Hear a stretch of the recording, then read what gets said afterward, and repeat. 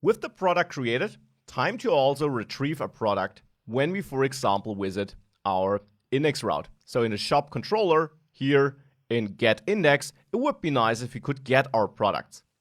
This current approach with fetch all will not work because product is now a Sequelizer model as we're importing it from our model file, and the Sequelizer models simply have no fetch all method.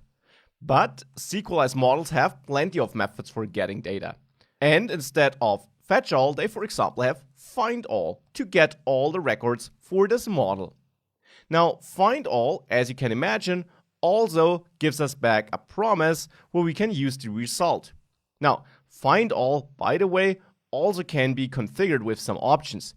We can pass our options here, and we could define a where condition to also restrict the kind of data we retrieve.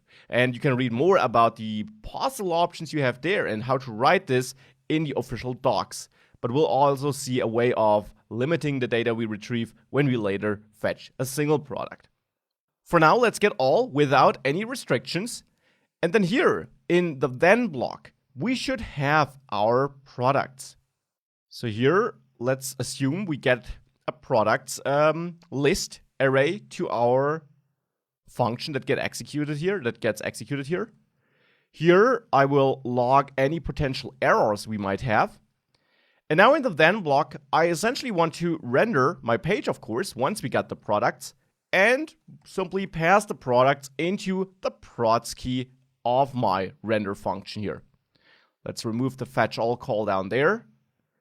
And with that, time to save this. Let's go back to just localhost.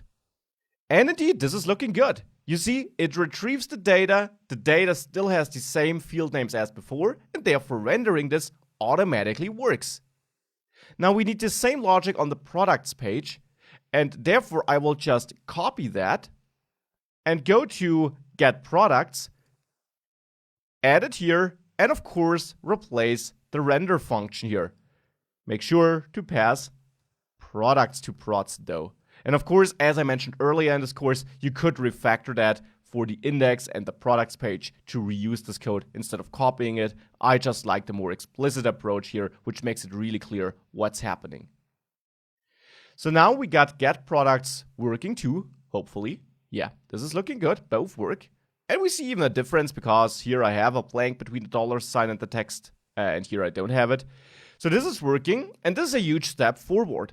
Now as a next step, let me show you how to retrieve a single product if we click on details here.